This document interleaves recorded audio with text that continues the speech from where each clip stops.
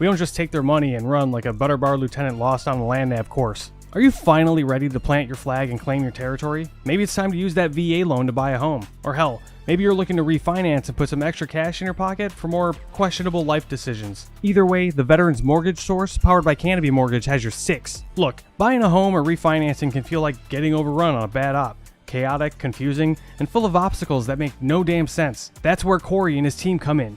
They're like the QRF of home loans, ready to pull you out of the chaos and guide you to the best program for you. And trust me, they'll answer all your questions. Yeah, even the dumb ones. Whether you're a salty vet or fresh out of barracks still trying to figure out where your TA-50 went. Great service, solid rates, and a team that actually understands the military life. That's why all of us here at Veteran Trash Talk trust them to do right by every veteran in their family. Ready to lock it in? Give Corey a call or shoot him a text at 808-699-7874. That's 808-699-7874. Don't wait. Unless you like overpaying and getting treated like an FNG. The Veterans Mortgage Source is powered by Canopy Mortgage, LLC. All loans are subject to credit and property approval.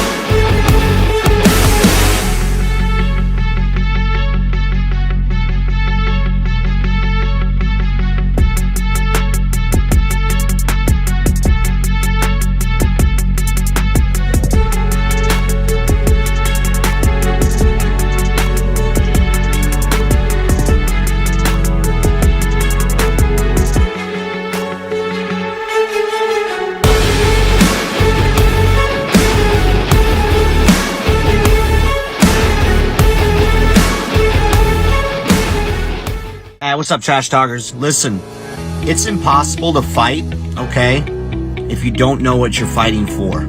Does that make sense?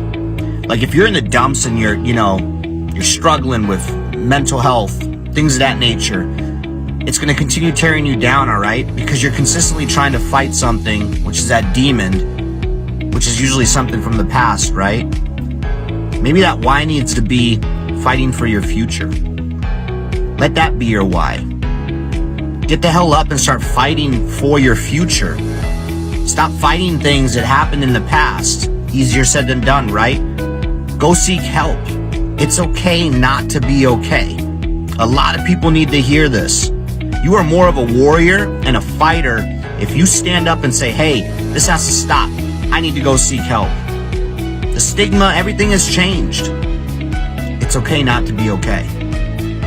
And so my honesty cap is dedicated to a little, we'll call it a public service announcement for civilians and other people in the military. There are a few people that you should always take their stories with a grain of salt. Vegans, CrossFitters, and special operations guys that tell you that they were special operations without being prompted. The first thing they say is, yeah, I used to be soft. Right. The only unicorn in that entire group is like a special operations guy that was like a vegan and did CrossFit. That guy's probably going to stay quiet for a little bit longer because he's confused as what he should talk about first. And that's the only reason. Right. Anybody that says that they were soft without being prompted or without it being like a normal part of your communications is probably either an enabler or going to tell you a bunch of stuff that's not exactly true. What's up, Trash Talkers? Hitting you up this morning with a special promo on how to dress when you are doing PT in civilians, but you want everybody to know you're an Army. This comes from the Buddy Beckwith fashion design of how to work out. So first, you can notice the RI panties. Not Ranger panties, but Ranger instructor panties. The green socks, the knee brace for the old guys. Don't forget the M frames. Now the shirt, don't wear the Trash Talk shirt while you're running. This is just for the promo. You want to put on like an 80-second shirt or like your favorite airborne shirt so everybody knows that you're a veteran. That's the most important thing. And you start with this stretch. Buddy Beckwith taught me this one.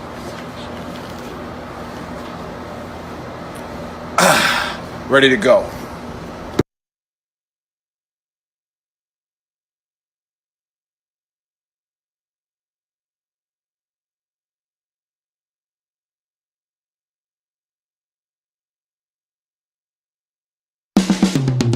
This is the Veteran Trash Talk Hour, hosted by Nick, Dave, and Buddy.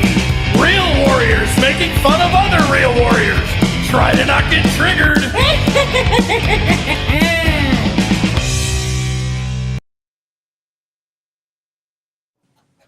What's up, Trash Talkers? What is up, Gruntworks Nation? Welcome to Season 2, Episode 30 of the Trash Talk Hour. Special guests today are General Paul E. Funk II and General Michael X. Garrett, two four-star generals who led entire commands and never forgot what it means to wear the uniform. And as usual, I'm here with Buddy and Nick. Happy Saturday.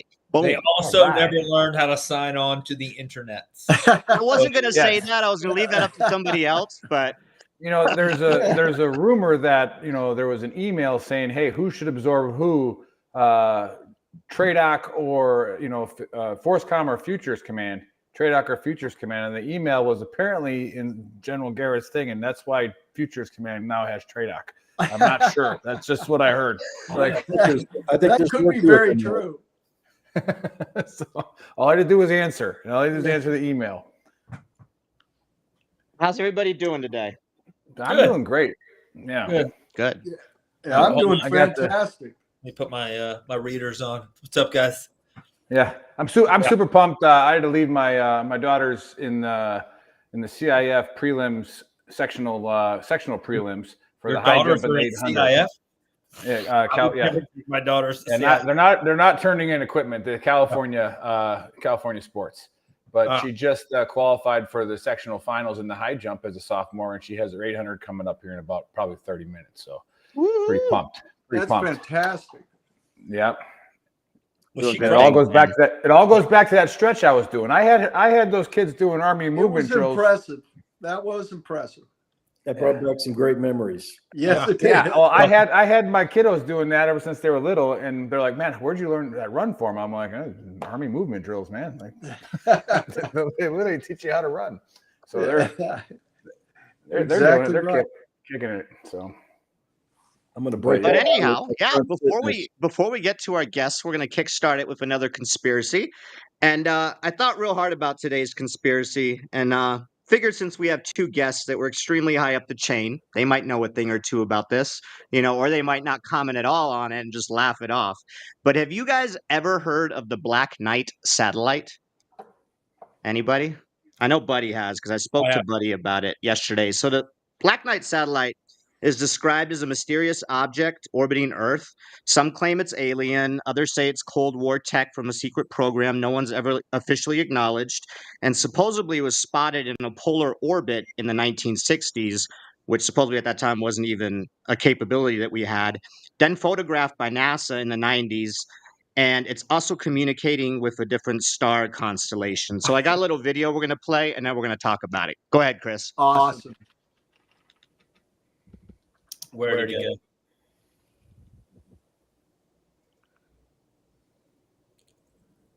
Black Knight satellite is this object orbiting the Earth right now. Now, when it first was discovered, NASA and Soviet Union went on high alert. Russia went on high alert. They were like, wait a minute. They thought we were both doing something to each other from space. Nuke orbiting the Earth. Right. But they said, wait a minute. We can't launch 15 tons. They were like, well, we can't launch 15 tons. But what is this thing? So they flew by it with an STS mission, a space shuttle mission, and took high definition photos, which are still on NASA.gov today. Nikola Tesla claims to have received a signal from this object. First, he thought it was from Mars. Then he thought it might have been from something much closer to Earth. But back then, when he was getting these radio signals from space, because this thing is emitting a signal, a frequency, there was nothing else here. There was nothing, no satellites. We had no technology except for what he was making. So what was this frequency? So he then assumed it might have been coming from something much closer. What was interesting is in 1960, Russia and America began the space race just before that, and Russia was building Sputnik, already had one going up. So all eyes were in space around the low Earth orbit, trying to figure out how do we get something to orbit this planet. And during this process, they discovered this thing was in a polar orbit. We couldn't do a polar orbit at the time this was discovered in a polar orbit in 1960. We couldn't do a polar orbit. Yeah, all the satellites orbited the equator. That's right. I believe that this thing is transmitting information back to Boetis via quantum entanglement communication, because Boetis is light years away, so that means it would take a long time at the speed of light. However, if you quantum entangle with a communications device back at Boetis, you can transmit the information instantaneously. And the reason why I believe they won't touch this thing is because what if it has a self-destruct mechanism or some type of a defense mechanism that we don't know of? We don't want to activate it. We don't want to touch it. What if it says, hey, they're messing with me, and all of a sudden here comes the cavalry? They just leave it alone. Don't touch it. It ain't doing nothing to us. We ain't doing nothing to it.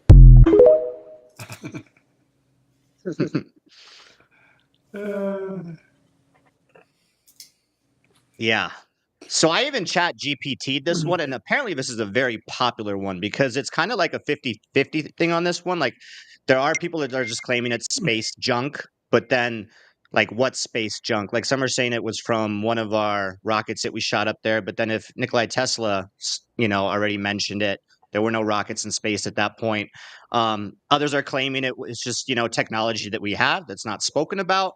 And then there's obviously the theory that it could be from a different planet, extraterrestrial or whatever. So I'm gonna go 60 from a different planet and just go wild because that's Faceman tinfoil hat style. And I'm gonna go 40. It's technology that we have that just hasn't been, disclosed to the people. But to the generals on the board, you guys get to go first. I don't care who goes first, but give us something good. Give us something. Well, good. the tanker showed up first. The tanker showed up first, so we should give it to the tanker. Well, I'm the much younger one. Mike was alive when Tesla was looking at all these things, but I don't have any comment on that high-speed tech. But I did hear the word cavalry, so that got me pretty excited. Yeah, well, you all know that I am technically challenged, and so not only can I not easily get into websites, I don't even know what the hell you were talking about. I was like, you could come up with 500 better conspiracies. Tesla, I like Tesla. I've read his book. I don't remember that being in there. So I'm going to say that this is 100% BS. Okay. Ditto. I like it. Oh, you can't. like it. You have to have your own answer. I did. You got to say it's 100% real. No, I like to go 98.5. That you're correct, as always. That's the way I always see life. But there's always. And what's the 2% making them wrong? Yes, there's 2% making him wrong. So there you go. Yeah, we're human beings. That's right. Usually he's Jeremy perfect, in the chat but says, once is in a while no he's not. comment a comment? That's right. Yeah. And since it's 2 4-star generals on here, I mean, you guys saying it's not true. Maybe it is actually true, and you guys just can't talk about it. So I'm just going to go with that. You never know. There you go. Never know. You never know. Form your own opinion. Yes, sir. Yes, sir. Buddy, what you got? I personally love the fact that in the video, the guy's like, yeah, if you're trying to send communications back, you just got to quantum entangle. And then you're instantaneous. like, oh, just restart your computer and it'll work. Just quantum entangle, dude. Like, duh, everybody does that. Just is that what ham radio operators do? I'm not sure. Yes. Like, yes. So the video's real quick, buddy. You guys haven't been quantum entangling this whole time? Apparently not. Yeah. I actually have been quantum entangling so much that my messages get to people before I even think about it. That's it. Like, it's like all you got to do is triangulate the quantum barrel shift of the shack wave from Polaris. Duh. And then, well, somebody said something about tinfoil hats, so I know that's true. Yeah. So I mean, it works on our daggers. I know that there's something there, and they've the thing that makes me feel like there might be something to it is that there are a lot of people that are putting satellites and doing stuff in space, and nobody touches it. So they're just like, no, we don't even want to look at it. Just like we're just gonna do our thing. Yeah, steer clear from it. Yeah, Monty, our Air Force expert says that you're using Air Force words, buddy. Those are Air Force words. Hey, I can entanglement or cross modulate across different services and branches. Yeah. If we're just Apparently throwing these big that's a words real together thing. in like word jumbles, like I can do that just as well as anybody else. Yeah. Yeah. No. Good. Okay. Yeah, and again, so I don't know how many shows. I'm sure you guys have watched probably most of them. Oh, no doubt. Every Saturday, I know you're glued to VTT. Yeah, exactly. But they save me for the last because I'm the smartest person and usually have the real answer. I take everything what everybody says and put it together. But I always tend to fall back on Hollywood tells us the truth, and Hollywood desensitizes us to the truth so that when it actually does come out, we're like, oh, yeah, I saw that movie, and then nobody cares, and it's like, no, we literally just said it was real. Yeah, I saw it already. It's okay. It's too easy. But the movie Men Who Stare at Goats, right? Mm-hmm. Where they're sitting there in their little debrief. He's like, wait a minute. So the Russians are doing this? Yeah. So we got to do it, but we got to do it bigger. And literally, like, I guarantee you that this thing in space is 100% real. It's just our technology. Yeah, or somebody's technology. But it's not technology. I think we just threw some massive thing up into orbit to make Russia have to throw something bigger up into orbit. Well, the problem is that it's approximately 15 tons, and we can't duplicate that right now. Yeah. The heaviest thing that we've sent, I think, is like that we know about. How did we know we didn't piece it together? And then when they were watching it, how it was maneuvering and orbiting the Earth, like apparently during that time we didn't have those capabilities to orbit in the way it was orbiting. Like the video's a lot longer. I had to condense it for the show, but there are some things that are really weird. But then again, it could be us, right? Our technology. Yeah. I think you give us too much credit. I do think you give us too much credit. Like we had to have some.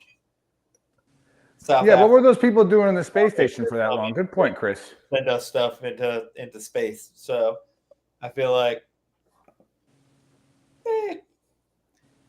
yeah. Who knows? Who knows? But anyway, Hollywood is a branch of the Navy. That's true. That's true. So you've seen Top Gun, right? I mean, there it is, right? Both of them. Yep. There you go. Well, I actually know there was at one point a dude. There was I think it was an Air Force pilot, but he's like the first guy to have a confirmed kill. Well, I think the only guy to have a confirmed kill on a satellite with a fighter, like just a regular fighter plane. Is that the same guy who shot the blimp down? No. This guy shot an actual satellite down. That's what I should have asked. You two were in command during that time. I should have asked what was that blimp? What was that blimp all about? I think I was out of command. I think we were. Were you, sir? We were watching this on CNN. That's right. That's not Forcecom's problem. That's CENTCOM's problem. Sorry. Or some com other than Forcecom. Yeah, it could have been Northcom's problem. Yeah. Yes. Just by the time we passed it to who that was gone. Force's issue at the time. Yeah. It was all about battlefield handover, right? So we had some issues there.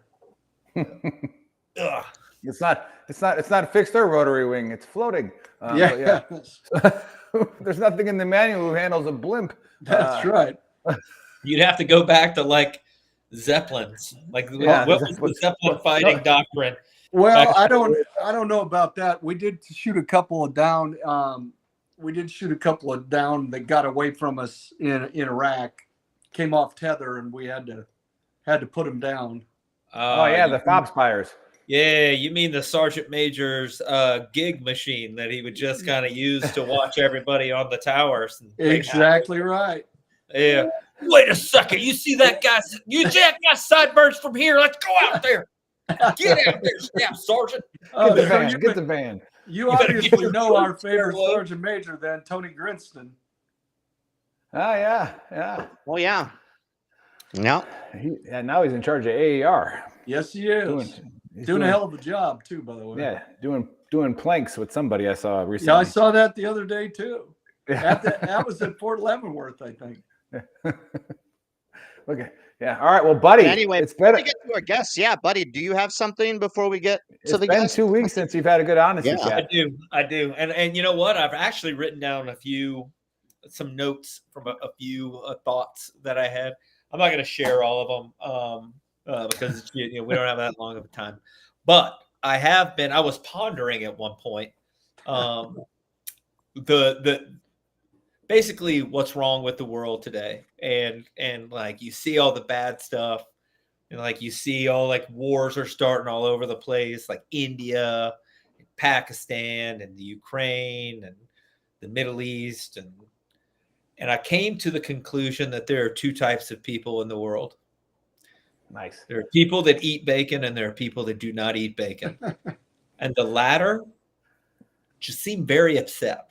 Like upset enough that I think that we could probably, if we could just convince them to get a BLT one time, maybe they would be, there was something we could all gather around. Bacon is delicious. I know we're not supposed to eat it, but it's just a little bad. You know what I mean? Just come together. Let's have a BLT. Let's just talk about it.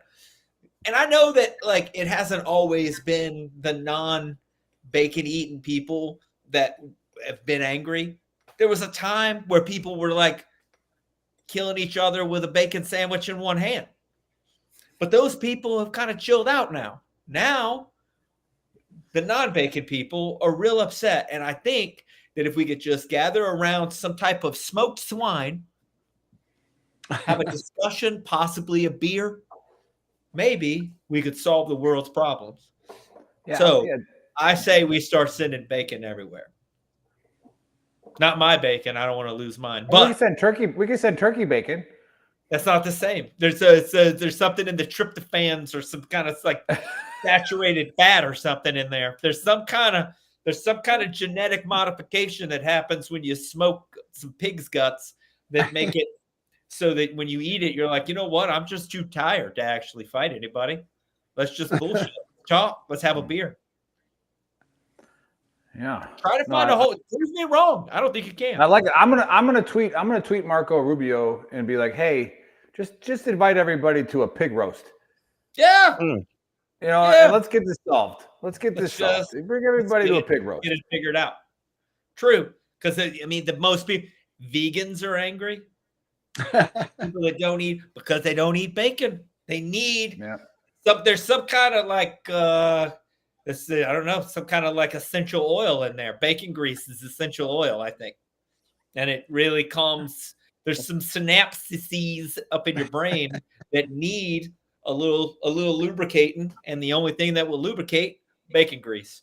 I'm just saying. Is that the Austin P vocabulary? Oh, yeah. 100%. 100%. Well, Austin P and Sparkman High School, home of the Senators. Go Senators. I also find it funny that both places that I graduated from high school and college, one senators, the other the governors. So just moving up the political chain in my matriculation, if you will. Yeah, Austin P is the Harvard of the Southeast. Is that what we're calling it? Yeah. And Sparkman High School is actually well regarded as the Harvard prep school of the South. Yeah, of Northern Alabama. Yeah, all of Alabama, really. To be honest, it's not an intellectual fight going on there too much, but we turned some out. Yeah. All right. Okay. I like it. No, I agree. There's a lot of things that can always be, handled over, a good meal. And, what was the old saying that we've never went to war with a country that had a McDonald's? Right. So if we just throw a McDonald's. Russia's got golf course. Have we went to war with? You had some satellite wars in Syria with Russia, buddy, but that was more of a drag race. Proxy stuff, but not like an actual like. Then again, all the big wars were happening before McDonald's. Yeah, you guys were probably still in when Buddy did that in Syria with Fifth Group. He was drag racing with Russian vehicles. That wasn't me. Who got that email? Like, was that get put out? It wasn't me. So I did do the first ever joint U.S.-Russian patrol in Kosovo in 1999, though. Nice. That was enlightening. I was much less scared of Russians after that patrol. Yeah. In Russia, Well, we tank. does anybody have a take on Buddy's honesty cap before we go on? You think it's just bacon that can bring the world together? I think the reason that nobody has a take is because I'm right. I think he's onto something. Okay. I think he's onto something. I think the essential oil piece is what got me. But I do think though, you got your animals mixed up. You talked about, was it tryptophan? Tryptophats and stuff. You know what? I know that comes from turkeys. Calm down. Calm down. I know. I was saying that we could send them turkey bacon if they didn't like pork, and he said you can't send them that because of the tryptophanes. Tryptophanes. Or something like don't want that. Don't want those. But that'll probably send them into some gluten, like seizure or something. Yeah. Well, okay. Yeah. Well, now I get the distinct privilege of introducing our guests. I'm not introducing anybody. So. No, you're not. Yeah. Or were you? No, you get to shut up now, buddy. Yeah. Let people talk. No, you did that. You did the honesty cap, so you don't get to introduce the guests today. Being quiet. Yeah. Well, no, I appreciate you. Appreciate you, gentlemen, coming on. We start out every show with conspiracy to kind of bring back that old barracks talk of where we don't have any clue of what we're talking about, but everybody's going to be right about something. So we try to get that going on. And then we didn't get the video updated, but we started this to shed light on the veteran and first responder community, and we did this while we were still active duty. We started this back in 2021 now, and we want the word veteran to associate with successful, entrepreneur, determined, hardworking, and as opposed to broken, disabled, I can't get a job. So what we decided to do is not only provide a community to where it was open to share your feelings, but the whole point is that you own your own demon. All right, and we do understand PTSD, we understand addiction, we understand pain, but get that demon out there, and that way we can talk about it and crush it together. And that's but then again, like Buddy always brings out, the next part is to go forward from that. All right, what are we doing after that? How are we getting better? What are we doing? So appreciate you guys coming on. I reached out to these guys. I reached out to General Funk on LinkedIn. I've been following some of his posts, and I was like, hey, you need to get you on the Trash Talk Hour. And I'm a massive troll on LinkedIn. That's why I have 2016. You're a troll everywhere, dude. Yeah, 2016 runner-up greatest leader of all time. Put the date on there because I always loved on LinkedIn where you just have I'm a transformational leader. Okay, well, what if I don't want to transform anything? That means I don't hire you, right? What if I got things running perfect and I just need someone to do something else, whatever. So excited that you guys accepted. I know a lot of people reached out to them in the community, to include the old Glow, who was talking about Arcent, somebody being an Arcent commander, and was always seen on Ryder Golf Course playing golf. So that's I heard someone's got some golf game.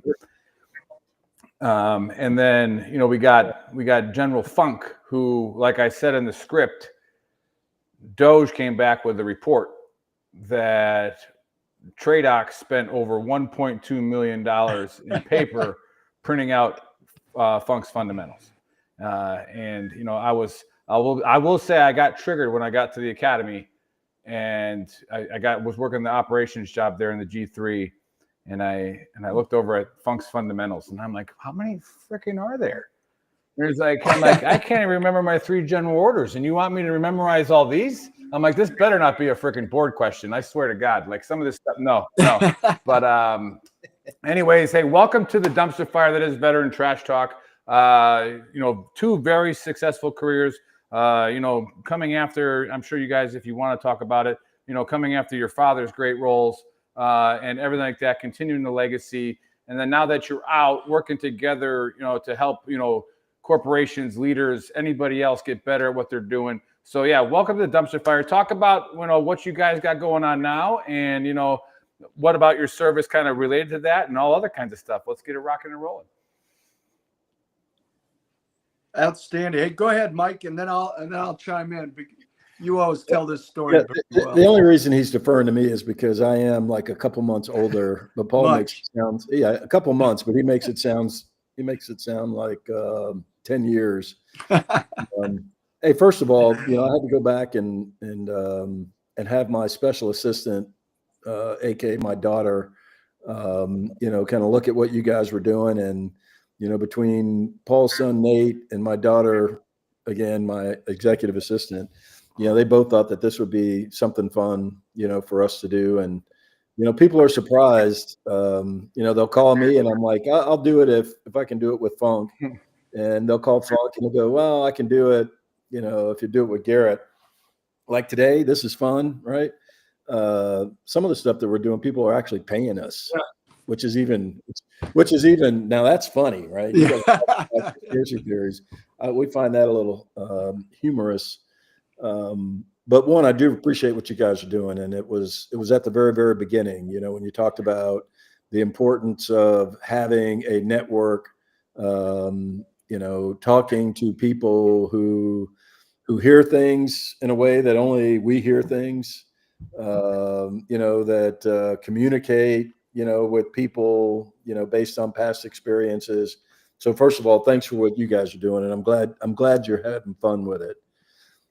Paul Funk and I go back, 25 years, even though I'm older. Paul says he was in the Army. He actually keeps increasing this number. It was 40 years. Now it's 42 years. So not only is he counting all 4 years of college, but I think he wasn't even in junior ROTC, so he shouldn't be able to. 4 years. I did 4 years of junior ROTC. So do you get a badge for that? Yes, you do. Oh my God. Yeah. Hey, I know when you come in the Army in the enlisted side, you get to be a PFC for that. Shit. Yeah. Well, you don't get shit when you're an officer for other than benefiting from the experience. But Paul and I have been buddies for a long time. We really got close as brigade commanders in Iraq, and it was kind of like you all started, right? We started calling each other because I had something horrible happen, and Paul just called to check on me, or he had something horrible happen. I called to check on him, and we found that we enjoyed each other's company, and it was a very easy relationship, based on our backgrounds. Paul, I keep telling Paul that, he grew up on the officer side of posts. I grew up on the mean streets where all the NCO kids, grew up.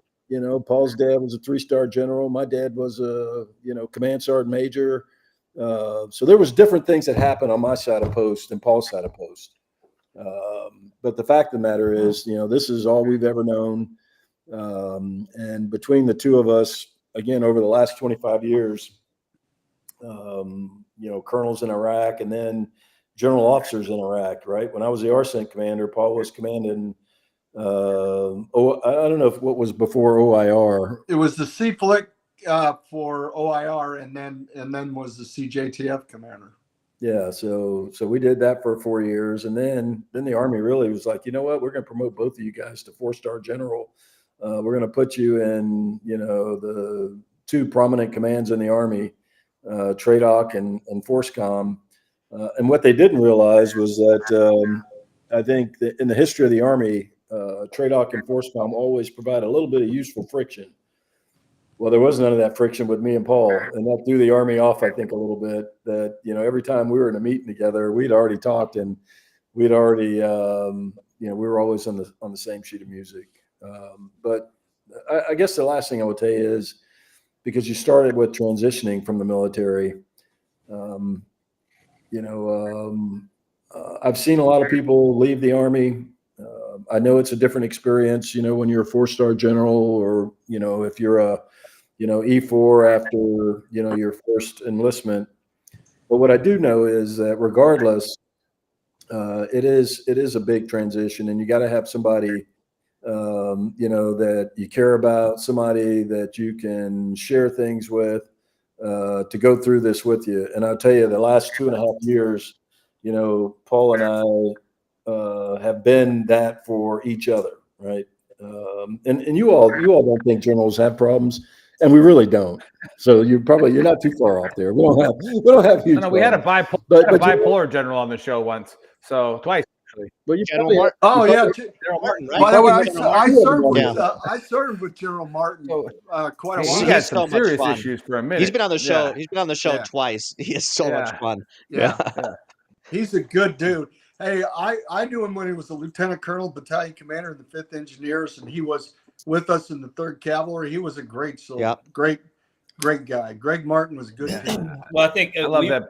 We've talked about that several times on the show. I think the big mistake that people make when they transition out is they put themselves on an island away from all of the, they try to cut themselves off from their past, and then they try to join, jump back in the stream with all the civilian trout, and they're just not the same.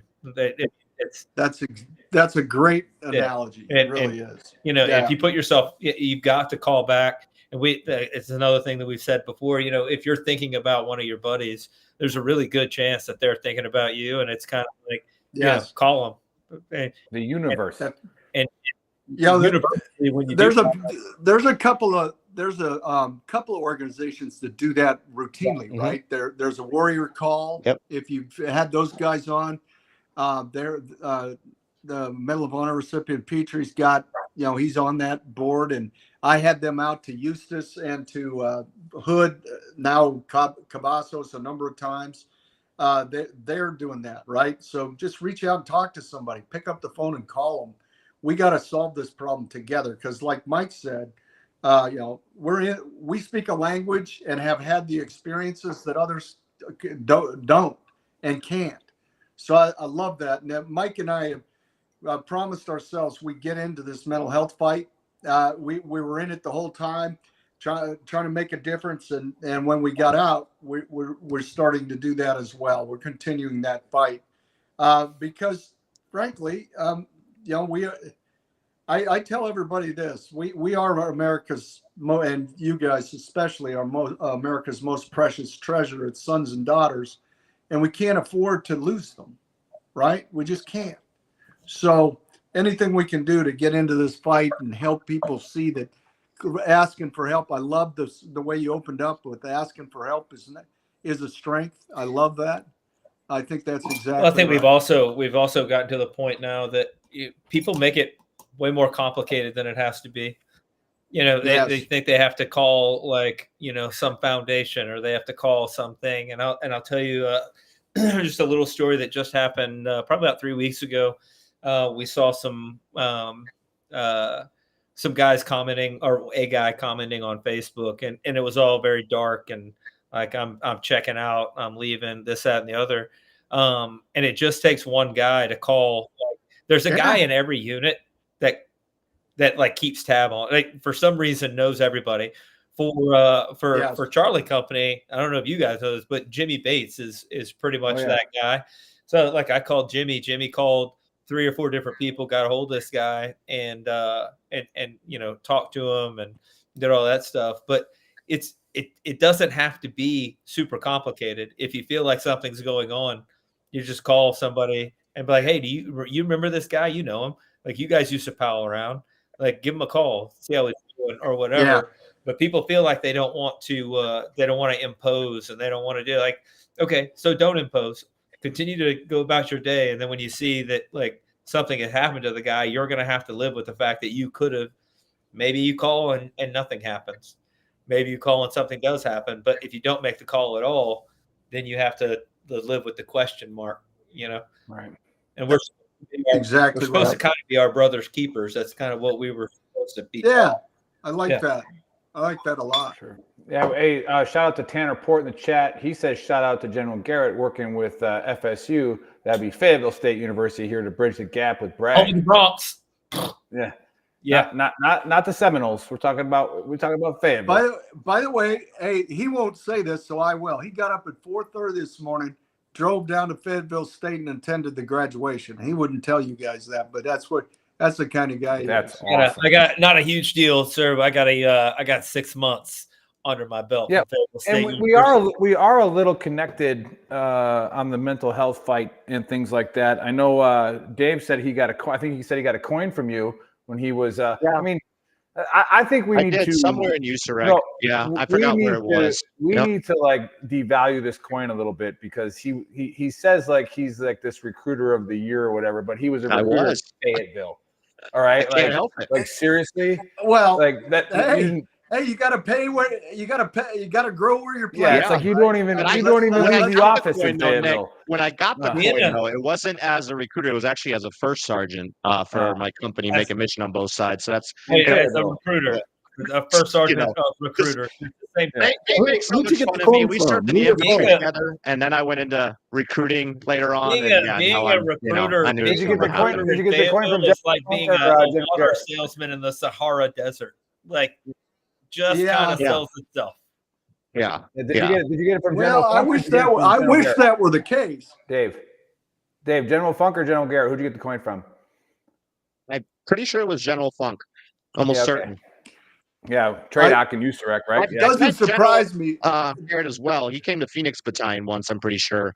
But General Funk, it wasn't Phoenix as well. It might have been in Phoenix, or it might have been in the Fayetteville recruiting office. But Yep. And then we got this is something that I know Dave will probably ask a question on too, and I wanted to ask your team a question when it comes to H2F. Because you were at the helm when H2F got there.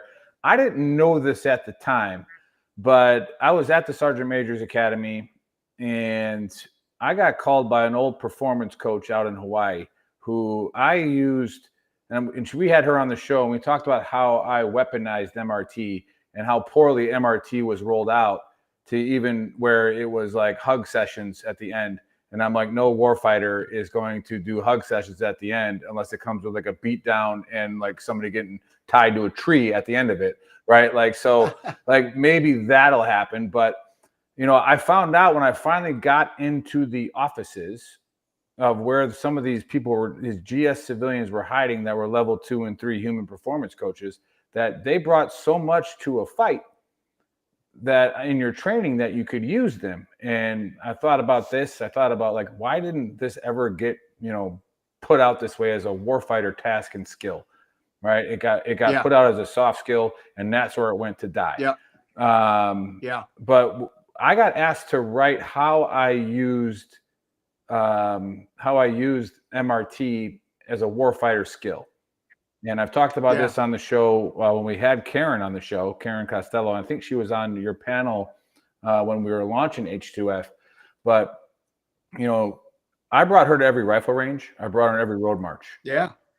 Right. Yeah. And we made that joke earlier before the show started where if a guy's not running fast, what does an NCO say? Run faster, dude. Right. Like that's right. That's a counseling.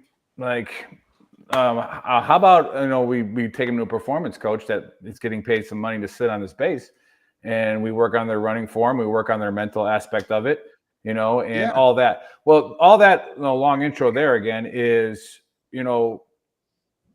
I troll H2F and CIMT a lot on LinkedIn, and I'm always saying I hope this gets to the squad leaders, right? Like I hope that people know what's going on. I'll ask you, what's the difficulty at your guys' level where it's like, hey, this program, we got these doctors, these PhDs, we have these plans. And then where do you think like the successes and the not successes of like, we learn from MRT, how does H2F not die? How does it not die? Well, you got to get buy-in, right? So and we got to move the frozen middle, right? So we can't allow ourselves to take no from somebody who can't say yes, right? So we got to continue to have and show the results, right? So everything became about data, right? So, okay, it was pretty easy to show that we had reduced musculoskeletal injuries in basic training by 38% in the first 90 days that we implemented the program. So 38%. Now, here's the little nasty thing, speaking of recruiting, nasty thing we didn't tell people for a while. We usually recruited 74,000 people to get 47,000 on active duty. Not anymore. We lost almost half of them almost half of them to musculoskeletal injuries. Mm-hmm. So because we didn't change with the population, what we should have discovered very early on was, why are these kids keep breaking bones and things? Well, guess what it was? It was nutrition. They don't drink milk, and they don't fall down like they used to, and so we start them running and they break their ankles right away because their bones are soft. That was true. We had to bring Ensure into their meals, Ensure, to harden their bones for the calcium. So that was the nutrition piece. So we saw that, and then we saw, we started looking at, okay, what's physical? Why are we not? Kids don't run. They don't understand how to lift, so we had to get professionals that knew how to do that stuff. So really, when you put it together, but the whole thing could be lost if you don't provide the resource, right? So you have to we had to build up, talk to the chief and the secretary, and say, hey, we need the resources to do that. Fortunately, both General McConville and the secretary saw the power of this with the data that we provided on the reduction of injuries and things like that. So that's how you do it. Then you got to get buy-in from the guys on the ground. It's you guys, right? The NCOs out there. Why do you think they call yoga and basic training now warrior stretching? Because nobody's because going to do if you yoga. called it Yeah, yoga, yoga's they'd stupid. never do it. Yeah. Yeah, that's right. Yet that's what they're doing. They'll say, "Oh, we're doing tactical warrior stretching." Okay, that's exactly right. So there is a rollout plan where you got to think your way through how your naming conventions and things like that. But it really comes down to finding those people that are believers and then building upon that. That's how the H2F program came about, frankly. I wish we'd have done it. Hell, I wish we'd have done it 30 years before when I came in, because thinking our way through that piece has changed the condition in look at our re-enlistment rates now, guys. I mean, they're off the chain. They were done with re-enlistment in the Army in March this year. Yep. Yeah, and my claim to fame on the H2F thing is I didn't realize that I just thought I was given this human performance director just some ideas to brief, somebody. And they ended up reading what you're talking about. I was saying how we do nothing to stop injuries from happening. I go, we do a ton. We're really good in the Army at, responding to an injury. I was like, but yes. What are we doing? And that guy, I guess I wrote about a thing called muscle activation technique where they measure your muscles. And it's like chiropractor except with muscle. So they get you centered and they'd be like, hey, this guy's right hip is 2 inches higher than his left hip. Right. So if we put a 40-pound ruck on him and then, 3 years later, he's going to Ranger school and he's got an 80-pound ruck on him, his left knee is going to go out, but it all started at his right hip. Right. And it's like, and then talk about it mentally. And I'll give this one to General Garrett and his, what he thinks about this too, if he wants to comment on it, is we talk about mental health. And I say this all the time, how we don't look at things, as a system holistically, H2F. All right. We say linear, that guy's hip hurts.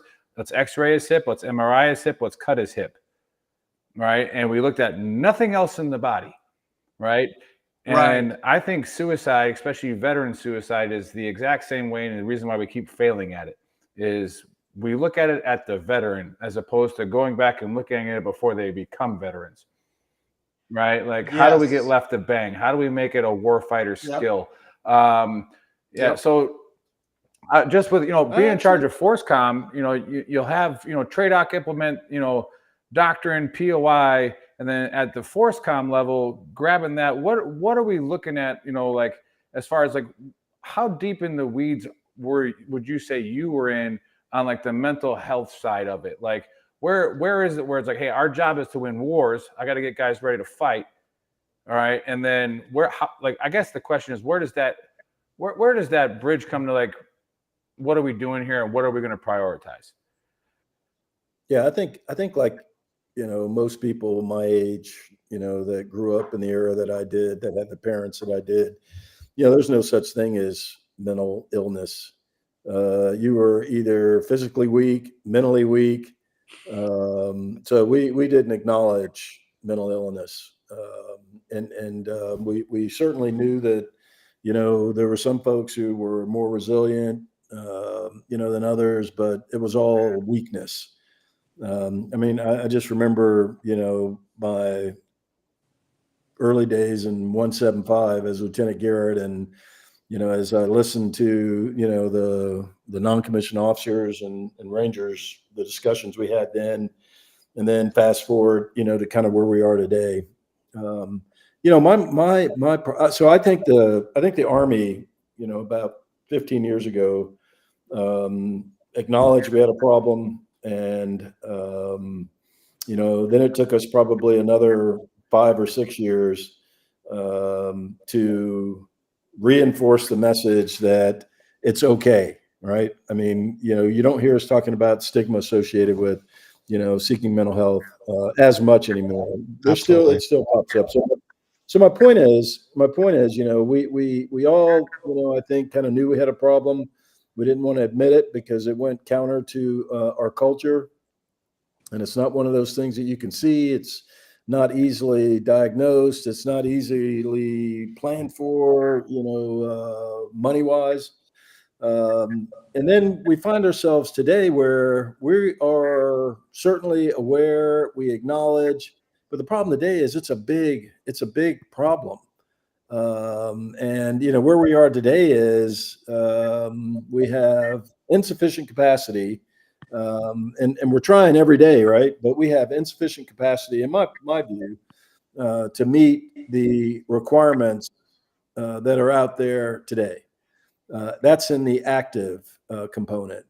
You have soldiers, officers, you know, service members, you know, leaving the service after however long, and if they're not properly diagnosed, you know, my sense is the VA system is not going to diagnose it for you, right? Especially this population, you know, that we're talking about. So again, I think the Army, the military writ large, has done a pretty good job of identifying this as a problem. We've done a pretty good job of you know, building the structure of programs to allow us to do it. But just like everything else, every day, you know, the Army leadership is prioritizing, you know, activity across a wide range of things. And you started with what was my number one focus every day was, you know, building a lethal force and having, you know, a force that could fight. But I came to the realization quickly that, you know, it didn't matter what kind of illness, mental illness, physical illness, it still impacted, you know, readiness, and was something that we needed to get after. For sure. Paul, any? Well, yeah, Mike, as we continue to make that fight, and you led the charge in making sure that we got the resources necessary to go out and do what we needed to do in terms of the mental aspects of in our units, right? So one of the things we didn't do very well that we should do better is advertise the brigade mental health professionals that are there in every unit now. You know, we don't do a very good job talking about that and what they do and how they can help, and how there's a network out there that can provide solutions. So I think we're getting better at that. I think that our mental health professionals are really good. But the first line of defense, so one of you guys said this right, we just got to disconnect the butthooks from our chair and go down and talk to somebody, right? It's not about that. It's about active participation. I like to call it being positively intrusive, right? Let's go ask some questions, get into people's lives, understand what's making them tick. Let's just do that together. Yeah, and go ahead, buddy. Go ahead, Nick. Okay, mine will be real quick with that, and then because Buddy always knows I'm really quick with these things that I say, and don't take too long and say a bunch of stuff. But no, I was gonna say that like what my fight was when I was in, and now what I do now because of this show and like with my job of you know, suicide prevention that I'm trying to introduce to the Army as a skill, as a warrior skill. And I'm like, instead of doing knowledge dumps of behavioral health or mental health, like instead of like just, hey, this is who this person is and where they go. No. What do I do in this scenario? All right, put me through it. Yeah. Put me through it just like E3B. All right, we called it EIB back in the day, but now everybody gets a badge, right? So we got the E3B, and like, so like, put me through it as a go no go. All right, when your battle buddy says this, what do you do? Right? What's the next thing you say? Right? And I actually love that. And well, we're working it, but and Buddy and I'll be seeing Buddy on Monday. I want to show him some new stuff, man. We got some new stuff, but yeah, go ahead, Buddy. Yeah, well, my big thing was, in World War II, they had a bunch of bombers come back, and they're trying to figure out how to armor the bomber so that they could return. You know what I mean? And what they found is that they were armoring. They would map out where all the bullet holes were for all these bombers that came back, and then they would armor where the bullet holes were. Finally, they realized that they weren't having any success because they were armoring the planes that came back. They were successful. They got back. They weren't, and where they didn't have bullet holes is where they should have been putting more armor, because that's where the ones that weren't coming back were getting hit. And it seems like, and being from the outside, kind of looking in at this point, now that I'm retired, it seems like we do a lot of we do a lot of working with people that are having problems.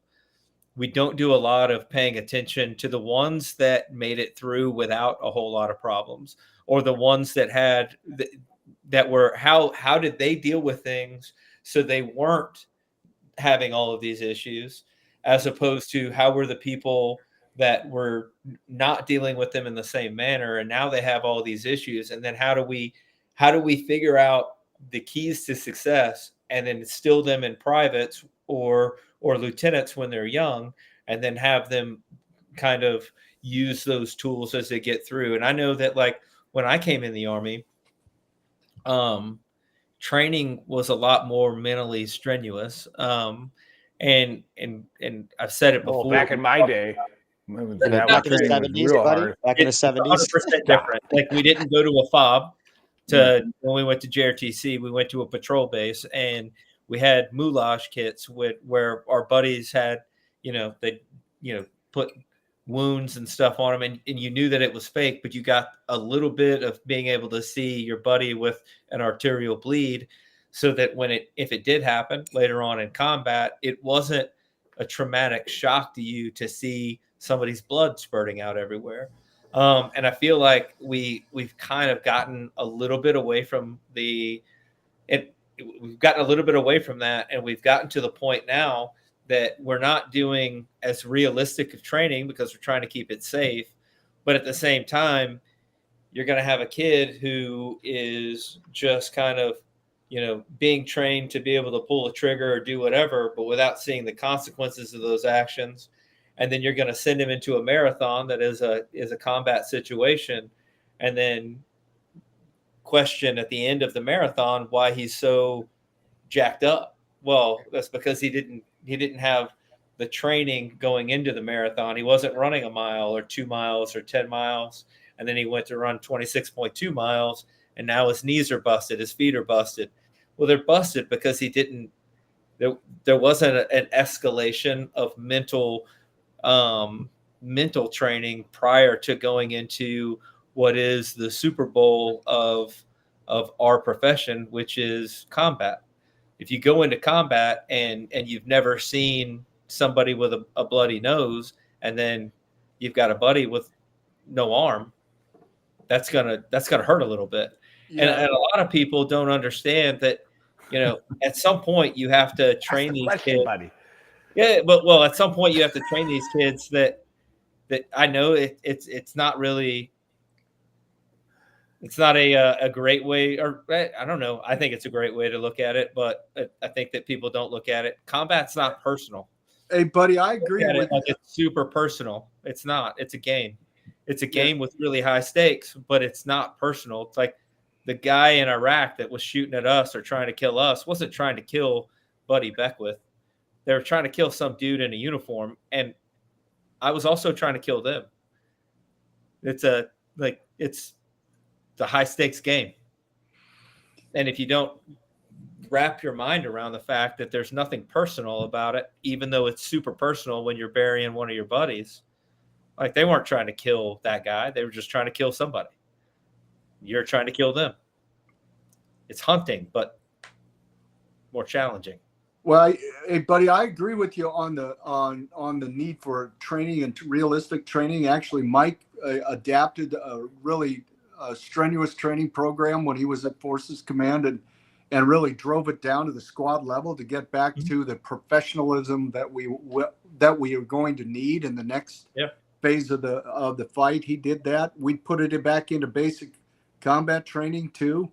The use of moulage kits and things like that, the simulations and simulators that are, I think you probably we're in a Mystic where we train our medics to use those systems that have all the blood, everything you just talked about in terms of realism and things like that.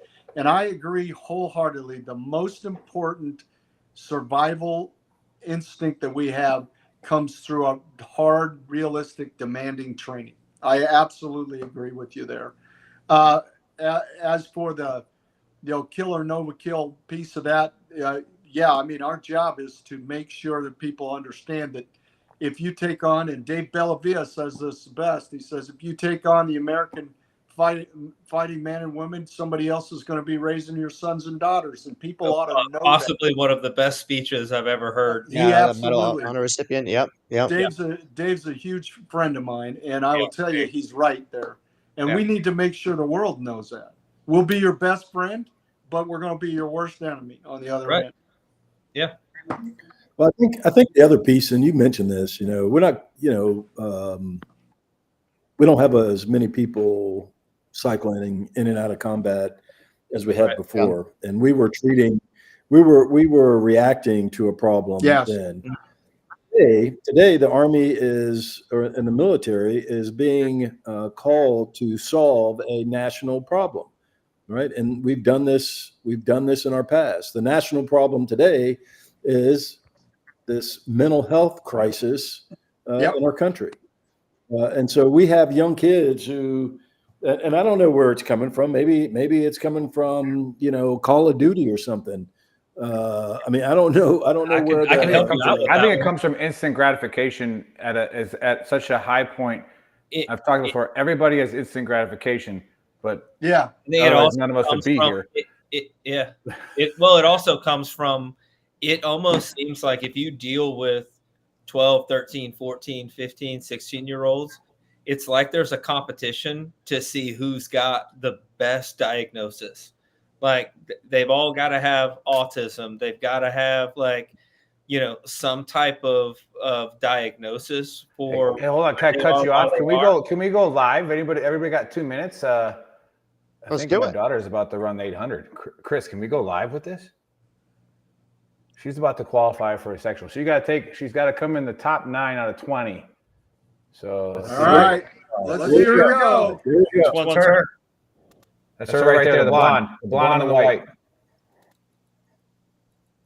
He's a little. Hey, is somebody going to color this like a horse race or something? And 69 seconds through the first. She looks a lot like you running behind Dave during a couple of minutes. With an all Orange County affair up front. I think this is her. No, she might be the next heat. We might not be in this one.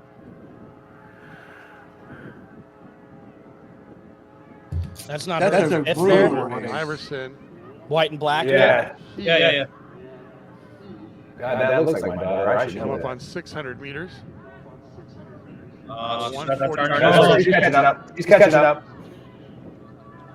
She can turn it on here. She's reeling in. She's reeling them in. Oh yeah, she can turn it on. Go. This is that Karen Costello H2F training right here. Look at her. Look at her go. Straight away with Annie Iverson. Come on now, get up there. Definitely Get her. Iverson, Heath. Go get her. Get it. Come on, keep going. Come on, Nat. Get there. It's a sophomore right there. There she goes. Iverson at the guaranteed spot. 217. All right, that's PR. 215.93. Awesome. PR, Natalie. Fuck yeah. Trill at 218.20. Wilbur 218.58. 218.58. Yep. Williams 222.90. All right, we're good. We're good. That should qualify. That should get the top 9. Nice. Boom. Congratulations, Boom. sir. That's Hey, what's so, up. Congrats. hey, I got a quick war story. I used to listen to my kids in Afghanistan and in Iraq. Thank God they do this. They used to put their football games on the radio, and I could listen to them. So I watched listen to my kids play high school sports. Get up at 3:00 in the morning, just to hear them perform on the radio. Those are the sacrifices people don't know about, right? They don't know what we do, and we got to tell our story better.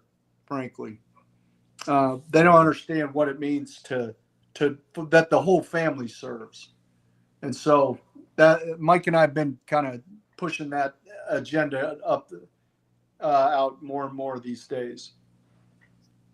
That's good. And that's good. Yeah. Go ahead. No, go ahead, Dave. No, I'm glad you did that. I'm glad we went live. Me too. It was cool. Yeah. I mean, we were talking about training and everything, but mainly for General Funk, General Garrett, you could probably answer this as well. Training over 750,000 soldiers a year through TRADOC. What's one thing there that you would have loved to get rid of, but you couldn't because of the bureaucracy, everything involved, where you're like, now you could say, man, I wish I would have just stumped that and gotten rid of that. Like something specific. I didn't get stuck too much on those kinds of things because we adapted it so much all the time, and it actually is a living, breathing organism. It goes all the time. So, I was able to get rid of a bunch of things. Don't forget, we had to do it during COVID. Most of the time, I was in charge there, and that was a whole different experience. And frankly, we learned a ton about that. On how to move soldiers, keeping them in cohorts. We changed it all to cohort kind of based training where you came in and then we learned about our movement plans and things like that. We got a lot more efficient, a lot better at understanding the needs of the troopers as they were coming out. I wish we could have started.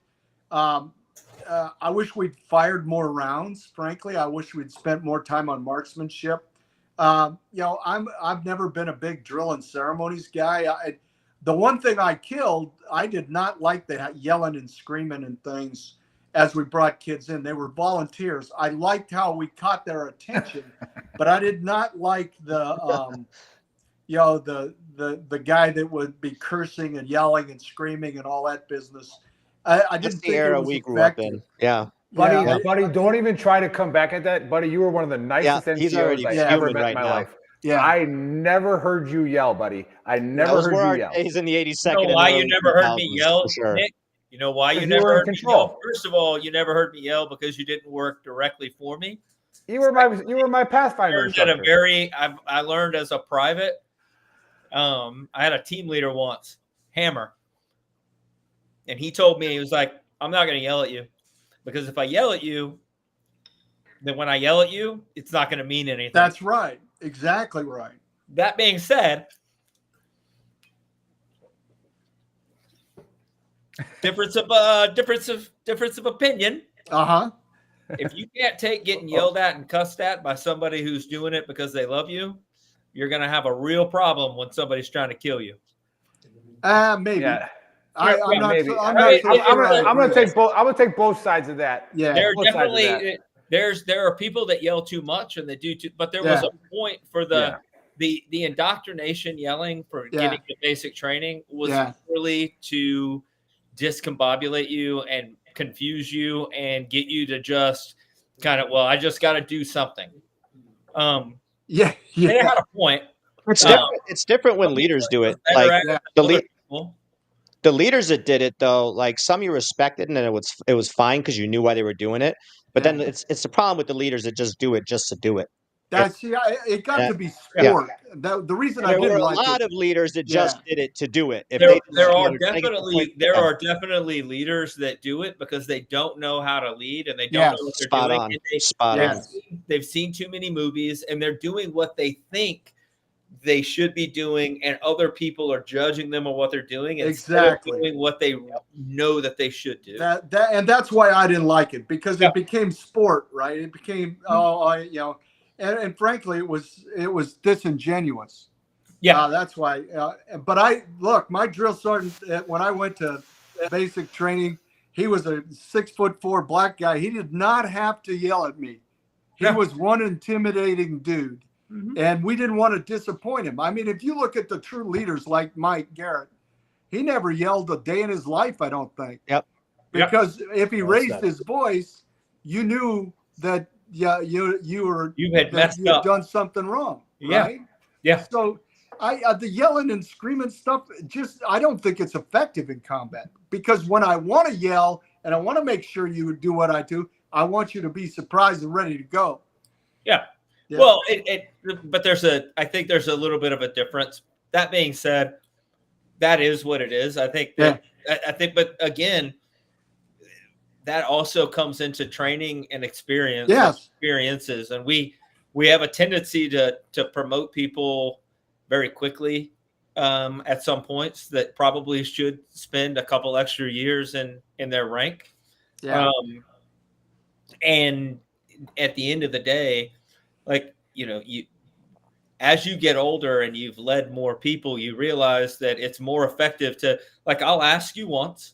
Yep. I'm going to tell you once, and then the knife hand's going to come out. Correct. Knife hand comes out, and you know that I'm not asking, I'm not telling, I'm commanding you to do something, and you're going to do it, or we're going to fight. That's right. My favorite officer of all time was Marcus Evans, right? Now the 25th Infantry Commander. Yeah. Right.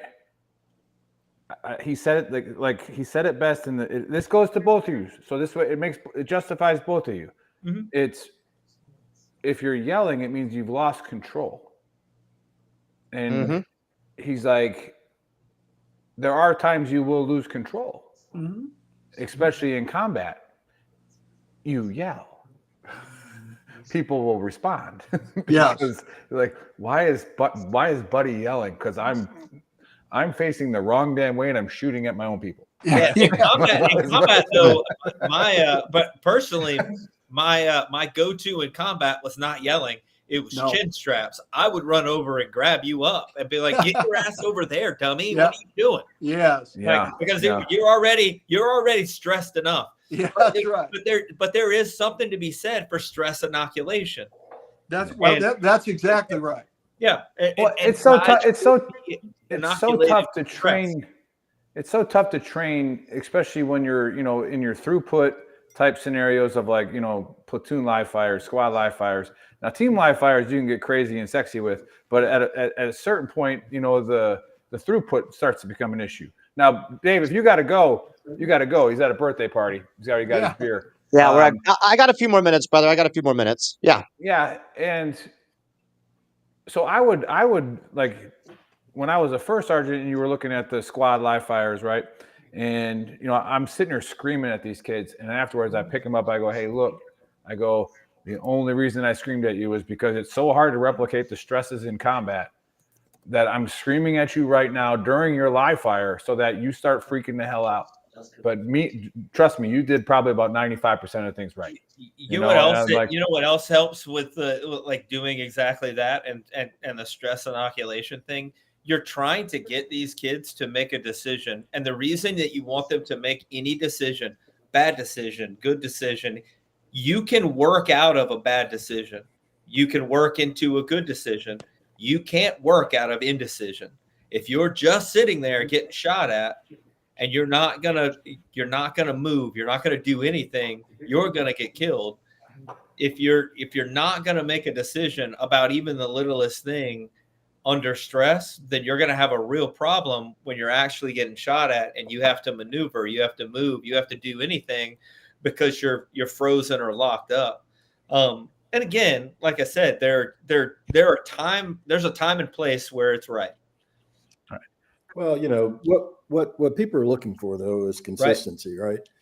And I didn't yell or holler a lot, but I tell you what, the thought that I had in mind, I can remember a platoon live fire. I'm a battalion commander in the 82nd. And, one of the things, and again, I spent a lot of time in the Ranger Regiment, and, they did yell, they did kick, they did butt stroke. I mean, they got your attention. And I remember we're on this platoon live fire, and I always pay attention to saw gunners, right? Because we put that weapon into very junior soldiers' hands. Stupid. And so I always watch those guys. So anyways, we're doing this, and I'm watching this guy, and he's pulling the trigger, but he's looking left and right. And so as soon as, and I tell you what, I afterwards, I'm like, oh, I wish I hadn't done that. But I tried to punt his K-pot off, right? Because that's what came to me at that particular point. And I think one of the reasons I probably getting fired about it, or get fired because of it, is because it's not something I often did. And it made a point, right? Not just to him, but to everybody else. And this is before, the 2 decades of combat. So I guess my point is, leaders that are consistent, and I love Marcus Evans. He's one of my favorites, and he's exactly right. None of us are perfect, but your soldiers know when you're genuine, when you care about them, 100%. And when something is important, right? Like that kid whose K-pot I tried to punt off, right? And all the people around him figured out that this is serious stuff. All right, before we close out, again, thank you guys so much for coming on. Just one more quick question for the people watching, because we have such a diverse audience, from Vietnam veterans to entrepreneurs that aren't even veterans, that just love the entrepreneurs we bring on the show, that show what they're doing and stuff like that. But I guess if you could pick one thing that you learned in your awesome careers that's helping you do what you do now in leadership advice and speaking, what was there one thing that you somehow, your speech always somehow comes around to this catalyst? Like what was that? We'll start with General Garrett. Is there anything that there's that one thing that is the core? Yeah, I think it's for me there are a couple things. One, I hate hypocrites, and a lot of people talk about leading by example, but leading by example is, in my view, the only way to lead. A lot of people talk about it, very few people do it. And the other thing that's interesting is, I thought that there would be a difference between the leadership that I saw in the military and what I would see in this new phase of life. And what I found is not true. Leaders lead. Doesn't matter what kind of organization you lead. The principles of leadership are all the same. And leaders lead. So those are kind of two observations for me. And I guess mine would be that on Funk's Fundamentals, number 40 is from a book written by a guy named James Kerr. It's called Legacy, right? And it's about leave your jersey in a better place, right? We got the absolute honor to wear the jersey of the greatest team ever assembled.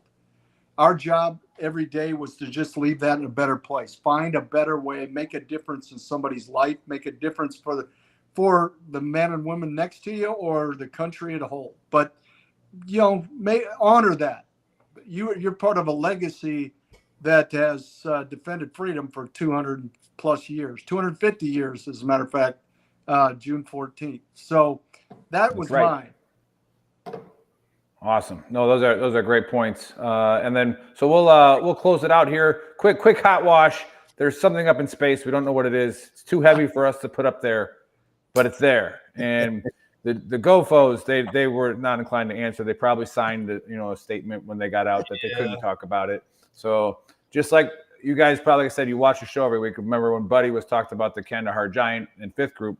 They're not allowed to talk about the Kandahar Giant. Like they're I don't know what you're talking about. They're not allowed to talk about it, but the 5th Group got rid of it, so it's good. So we had that. And then again, bacon will solve all the world's problems. All right, if you're ever having a fight, try giving the person a BLT.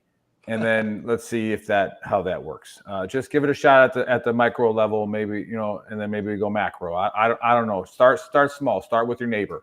All right, bacon BLT.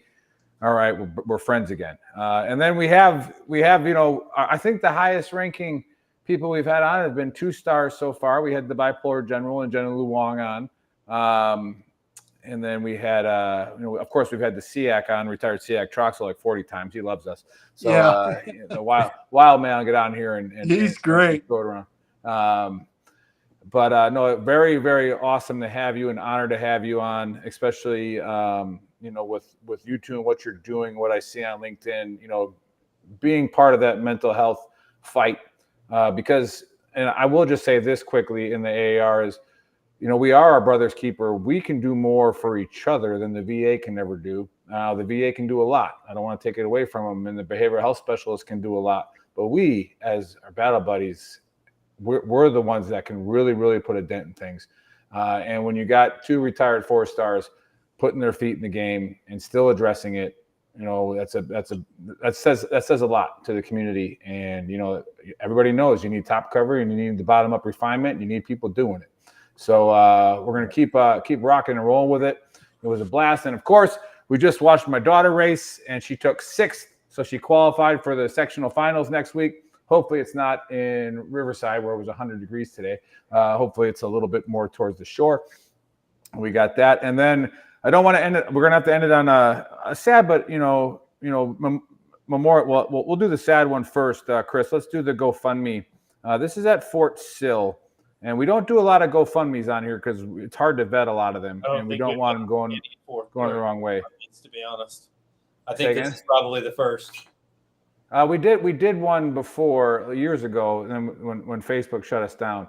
But this is Sergeant Major Devereaux. His son was in a car accident. You can read it there. Feel free to pause it. Click on the link there. It says, Kobe 17-year-old high school senior got into a car accident. And again, this is one of the things that Army Emergency Relief is probably already involved with and helping out with. But, read this story. And this is a trusted and verified source. It will 100% not go to anything wrong or stupid. But we're looking for some help for a Sergeant Major buddy whose kid was actually flatlined. And he said he injured a C5, C7 vertebrate, and he's now a quadriplegic.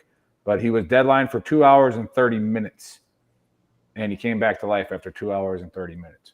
So that's pretty crazy. So our thoughts and prayers are with you. Veteran Trash Talk will make a donation to that. And we'll do the best that we can to help spread the word. And then we'll go to the next one, Chris, which, our producer, Chris, out in Virginia. All right, that's his father, served honorably, just passed away from cancer. And they just put him, put him in the ground yesterday. We love you, Chris. We love your family, and thank you to his service. And he got his burial rights and everything like that. And yeah, great human being. Produced a couple great sons, right? And that served their country. And like I said, our thoughts and prayers are with you too, Chris. And we wish your family the best in remembering him. Other than that, we do like to make donations, and we don't make a lot of money on our shirts because we don't really care about making money, but we do sell them because we're veterans. So a lot of us grew beards, started selling coffee, started selling T-shirts. You got to do that. But, we have the Veteran Trash Talk tee. We got to get the demons out. All right. That's our message to all veterans. All right. Get the demon out. Let us kill it together. But nobody can help you if you don't get it out, and you own it. And then we got the Beth, Navy veteran Boats, a good friend of ours. His wife passed away from breast cancer. 100% of all the profits from that shirt go to his foundation in fighting breast cancer. So again, if you ever have an idea or a fundraiser, we have a T-shirt shop. We won't collect a single dime, and we'll run a fundraiser for you, anything like that. So if you have those ideas, email me, BigEarl@VeteranTrashTalk.com, and we'll get it going. Because most importantly, Saturdays are for mental health, right? We get on here, we bullshit, maybe drink some 10th Mountain whiskey, and just have a good time, and then the rest of the weekend's gravy. So appreciate you guys coming on. And look forward to seeing what you're doing in the future. And watch out for my trolls on LinkedIn because I'll catch what you're saying. All right, I'm going to get on there. There we go. All right. Thanks for having us. All right, guys. Appreciate it. Thanks See you a lot, guys next week. Really appreciate it. You guys